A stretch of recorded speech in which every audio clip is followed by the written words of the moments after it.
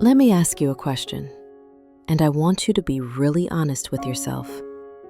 How many years have you been learning English? 5 years?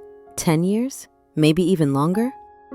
You have the textbooks on your shelf, you have the apps on your phone, you've memorized the grammar tables. You know the difference between the past simple and the present perfect. Intellectually, you know it all. But what happens when you actually have to speak?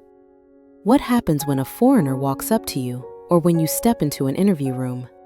Does your chest tighten? Does your mind go blank? Do all those years of studying suddenly disappear, leaving you feeling small? It's a painful feeling, isn't it? It feels like you've been building a boat for 10 years. You know every screw, every plank of wood, every theory of aerodynamics, but you've never actually put the boat in the water. And now, you're terrified that if you do, it will sink. If you are nodding your head right now, if you feel that heaviness in your chest, I want you to know something very important. It is not your fault. You are not bad at languages. You are not too old or not talented enough. The problem isn't you. The problem is the word study. Hello, my friends. Welcome back to Mira's English podcast. I'm Mira, and this is our quiet corner of the internet where we slow down to move forward. Today, we are not going to learn a new idiom. We are not going to drill pronunciation. Today, we are going to do something much deeper. We are going to heal your relationship with English. We are going to dismantle the school mindset that has been holding you back, and we are going to replace it with a blueprint for a lifestyle. So please, put down your pen, close your notebook. You don't need to take notes right now. Just sit back, relax your shoulders, take a deep breath, and let's talk, heart to heart. Have you ever noticed how effortless it is to speak your mother tongue? You don't think about the grammar. You don't conjugate verbs in your head before you say, I'm hungry, or I love you. You just say it. The language is a part of you. It flows through you like water. But with English, for most of us, it feels like moving rocks. It's heavy. It's calculated. Why is that? It's because of one dangerous identity we have accepted, the identity of the student. Think about your time in school. What did it mean to be a student? It meant there was a teacher, the authority who held the truth. It meant there was a textbook, the script you had to follow. And most importantly, it meant that mistakes were bad. In school, a mistake meant a red mark on your paper. A mistake meant a lower grade. A mistake meant shame. So we trained our brains to do one thing: avoid mistakes at all costs.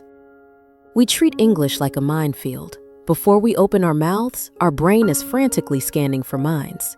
Is this the right preposition? Is this the right tense? What if I sound stupid? This hypervigilance, this fear, it is the enemy of fluency. You cannot flow if you are frozen in fear. I want to share a gentle truth with you today. You cannot study a language into existence. You can only live it. Imagine you want to learn how to swim. You can sit in a classroom for 10 years watching PowerPoint presentations about swimming. You can memorize the physics of buoyancy. But the moment you jump into the ocean, if you haven't been in the water before, you will panic. English is the ocean, and you have been standing on the shore, reading a map of the waves, wondering why you aren't wet yet. So, the first shift we need to make today isn't about vocabulary. It's about identity. I want you to stop saying, I am learning English. Instead, I want you to start saying, I am an English user. It sounds simple, but the psychology is profound. A learner is always preparing for some future test. An English user uses the language now to do things they love. Even if your English is broken, even if you only know 50 words, if you use those 50 words to communicate, to connect, to express yourself, you are no longer a student. You are a speaker.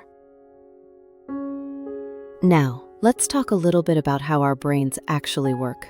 Because I think if you understand this, you will stop beating yourself up for not being fluent yet. There is a linguist named Stephen Krashen, and he discovered something beautiful called comprehensible input. It's a fancy term, but the idea is very simple. Think about a baby. Think about a 1-year-old child. Does the mother sit the baby down and explain the difference between a noun and a verb? Does the baby study flashcards? No. The baby just listens. For the first year or two of their life, a baby is in what we call the silent period. They are not speaking. They are just absorbing. They are observing the context. They see their father hold up a bottle and say milk. They feel the hunger in their belly. They see the white liquid. They hear the sound milk. And the brain makes a connection. Context plus sound equals meaning. The baby doesn't try to speak until their bucket of listening is overflowing. But as adults, what do? We force ourselves to speak from day one. We force output before we have enough input. It's like trying to withdraw money from a bank account that you haven't deposited any money into. And then we feel bankrupt when the words don't come out. So here is the permission you didn't know you needed. It is okay to just listen. In fact, it is necessary. But not just any listening. Not listening to boring grammar drills that make you want to sleep. I'm talking about listening to things that make you feel alive. The secret to the living method is that you stop treating English as a subject to be mastered and start treating it as a vehicle to experience the world. If you love cooking, don't buy a textbook about English for cooking. Watch MasterChef in English. Watch Gordon Ramsay yell at people in English. If you love makeup, watch beauty tutorials in English. If you love gaming, watch streamers on Twitch. Why? Because when you are watching something you genuinely love, your brain relaxes. The filter of anxiety lowers. You are so focused on the story, on the recipe, on the game, that the English just slips in through the back door of your mind. You stop translating. You start understanding. This is the difference between studying and acquisition. Studying is painful. It happens in the conscious mind. It's hard work. Acquisition is painless. It happens in the subconscious mind. It feels like play. I want you to reflect on your last week. How much English time was spent struggling with a textbook, and how much was spent simply enjoying a story? If the answer is 90% textbook, then I am not surprised you feel stuck. You are starving your brain of the one thing it needs: real, living context. Let's take a pause here. Just a gentle moment. I want you to close your eyes for a second, if you can. Imagine a version of you 6 months from now. This version of you wakes up in the morning. You pick up your phone and you scroll through the news in English. You understand the headlines without trying. You make your coffee and you put on a podcast, maybe this one, and you laugh at a joke. You don't have to rewind to check the meaning. You just got it. Later, you meet a friend who speaks English. You greet them. You ask about their day. You stumble on a word. Maybe you make a grammar mistake, but you don't freeze. You just smile, correct yourself, and keep going. You feel light. You feel free. Does that feel impossible? It's not. It's closer than you think. But to get there, we have to change your environment. We have to change the air you breathe. You see, you don't need to move to New York or London to become fluent. You can build New York right inside your bedroom. You can build London in your kitchen. How? That is exactly what we are going to talk about next. Many people tell me, Mira, I don't have time. I work 8 hours a day. I have kids. I'm tired. I can't study for 2 hours a night. And I tell them, good. I don't want you to study for 2 hours a night. The living method isn't about adding time. It's about replacing the medium. We all have what I call dead time in our day. The time you spend brushing your teeth. The time you spend commuting to work. The time you spend washing the dishes. The time you spend folding laundry. These are moments when your body is busy, but your mind is free. Usually, we let our minds wander or we worry about problems. But this is your gold mine. Let's start with your phone. Look at it right now. It's probably the thing you look at most in your day. Change the language setting to English. Yes, it will be annoying for the first 2 days. You won't know where the settings button is, but your brain is smart. It will figure it out. And suddenly, every time you look at your phone, you are seeing English. Next, look at your digital diet. Open your YouTube, open your TikTok, open your Instagram. What do you see? Is it all in your native language? The algorithm shows you what you interact with. So, you need to retrain the algorithm. Start searching for your hobbies in English. If you like photography, search how to take better portraits in English. Watch 5 videos, like them, subscribe to them. Within 24 hours, your homepage will transform. Suddenly, English isn't something you have to go and find. It's something that comes to you. Imagine waking up and the first video you see is an inspirational vlog in English. You watch it while you brush your teeth. That's 5 minutes of input before you've even had coffee. Then you get in your car or on the bus. Instead of listening to the same music playlist, you put on an English podcast. Maybe a storytelling one, or news, or even a comedy show. You don't have to understand 100%. Even if you understand 50%, that's fine. Let the rhythm of the language wash over you. By the time you get to work, you've already had 40 minutes of immersion. And you haven't studied for a single second. You haven't opened a textbook. You haven't stressed yourself out.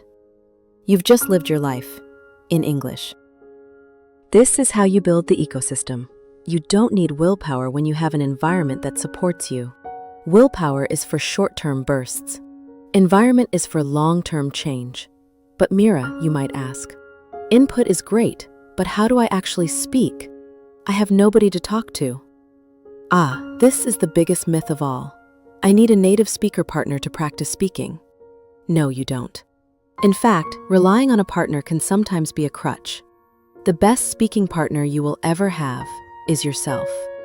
And I'm going to teach you a technique that will change your life. It's called the internal monologue shift. So, let's talk about the voice in your head. Right now, as you are listening to me, there is a voice in your mind. Maybe it's agreeing with me. Maybe it's analyzing what I'm saying. But tell me, what language is that voice speaking? For most of you, it's your native language. I am speaking English, your brain hears English, but then, in a split second, it translates it into your mother tongue to make sense of it. And then, when you want to reply, you formulate the sentence in your mother tongue, and you try to translate it back to English. That process? That translation bridge? That is why you stutter. That is why you feel slow. Because your brain is doing double the work. We need to burn that bridge. We need to learn to think in English. I know, it sounds scary. It sounds like something only advanced people can do. But actually, you can start today, right now. Here is the internal monologue shift technique. It starts very small. Look around the room you are in. Pick one object. Maybe it's a lamp. Don't look at it. Think of the word in your native language and then translate it. No, look at the object and just label it directly. Lamp. Look at the window. Window. Look at your hand. Hand. Direct connection. Image to English word. No middleman. Once you are comfortable with nouns, start doing it with your feelings. You feel a little cold? Don't translate the sentence. Just think, I am cold. You feel tired? I am tired. You see a beautiful sunset? That is beautiful. It feels silly at first. It feels simple, but you are training your brain to access English directly. You are rewiring the neural pathways. And then, when you are ready, you take it to the next level. You become the narrator of your own life. Imagine you are in a movie. You are the main character, and you are also the narrator. When you are making coffee in the morning, instead of doing it in silence, whisper to yourself what you are doing. Okay, I am grabbing the cup. Now I am pouring the water. Careful, it's hot. That smells good. Do this when you are in the shower. The shower is the best place to practice English because nobody can hear you and the warm water relaxes you. Have a full conversation with yourself. Argue with yourself. Interview yourself. So, Mira, what are you going to do today? Well, I think I'll go to the park. Really? but it looks like it's going to rain. If anyone saw you, they might think you are crazy. But let them think that, because this crazy habit is what builds fluency. By the time you actually have to speak to a real person, you will have spoken to yourself thousands of times. Your mouth muscles will be used to the shapes of English words. You won't be starting from zero. You will be starting from practice. Now, talking to yourself is powerful, but there is one thing it lacks: correction. How do you know if you sound natural? This is where we introduce the shadowing technique, but not the way you were taught in school. In school, they tell you, listen and repeat. So you listen, how are you? And you repeat robotically, how are you? That is dead English. That is zombie English. It has no soul. Communication is 7% words and 93% nonverbal, tone, body language, emotion, pause. So I want you to try shadowing 2.0. I want you to become an actor. Find a clip on YouTube, maybe a scene from your favorite movie or a YouTuber you really like, someone whose voice you admire. Don't just copy their words, copy their spirit. If they are angry in the scene, I want you to be angry. If they whisper, I want you to whisper. If they pause and sigh, I want you to pause and sigh. Mimic the rise and fall of their voice. Feel the rhythm. English is a musical language. It has highs and lows. Many learners speak English very flat because their native language is flatter. When you act out a scene, you force yourself to adopt the melody of English. Try to do this for just 5 minutes a day. Just 5 minutes. Take one sentence. I can't believe you did that! Say it 5 times. Say it with anger. I can't believe you did that! Say it with sadness. I can't believe you did that. Say it with surprise. I can't believe you did that! Suddenly, the language isn't just text on a page. It's an emotion in your body. And trust me, when you attach emotion to a word, your brain remembers it forever. We have talked about mindset. We have talked about immersion. We have talked about speaking to yourself. But I have to warn you about something. There will come a day, maybe 2 weeks from now, maybe 2 months from now, when you will want to quit. You will feel like you are putting in so much effort. You are listening to podcasts. You are talking to yourself in the shower. You are watching Netflix without subtitles. But you still make mistakes. You still forget words. You still feel not good enough. This place, this dark place, is called the plateau. Or as I like to call it, the valley of disappointment. This is where 90% of people give up. They say, it's not working, I'm wasting my time. But I want you to visualize something with me. Have you ever heard the story of the Chinese bamboo tree?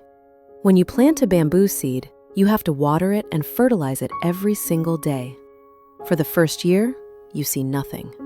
No growth, just dirt. For the second year, nothing. The third year, nothing. The fourth year, still nothing. If you didn't know better, you would think the seed is dead. You would think you are a failure. But then, in the 5th year, something miraculous happens. In just 6 weeks, the bamboo tree shoots up to 90 feet tall. Did it grow 90 feet in 6 weeks? No, it grew 90 feet in 5 years.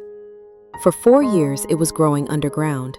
It was developing a massive, complex root system strong enough to support the height that was coming.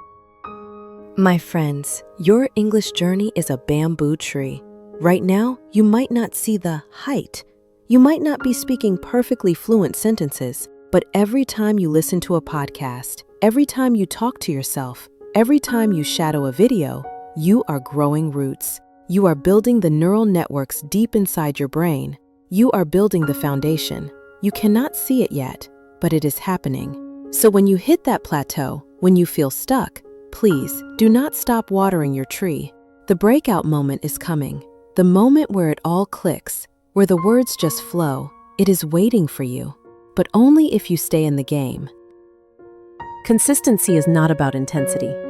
It's not about studying for 5 hours on a Sunday and then quitting for the rest of the week. It's about 15 minutes every single day, even on the bad days, especially on the bad days. We have covered a lot of ground today. We dismantled the student identity. We learned to embrace the silent period and just listen. We built an English ecosystem in our daily lives. We learned to think in English and act like native speakers. But before I let you go, I want you to remember why you are doing this. Why do you want to learn English?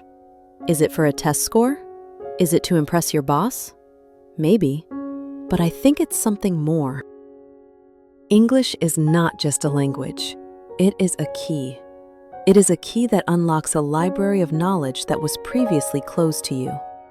It is a bridge that connects you to billions of people you would otherwise never meet. It is a tool that allows you to express parts of yourself that maybe don't exist in your native language. I have seen people fall in love in English.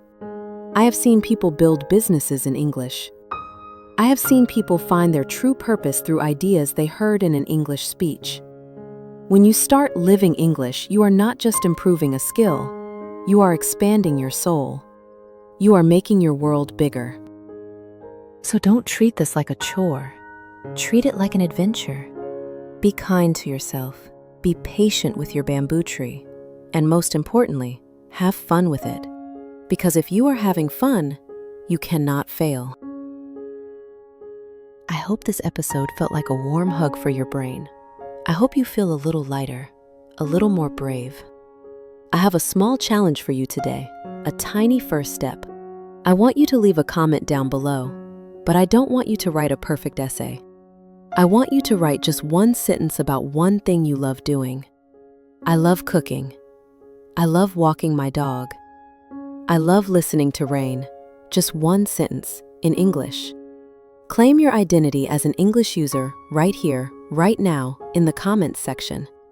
If you are ready to stop studying and start living, type, I am ready. Thank you for letting me be a part of your journey today. Remember, every expert was once a beginner who didn't give up. Keep listening, keep living. I'm Mira. This is Mira's English Podcast, and I'll catch you in the next one. Bye for now.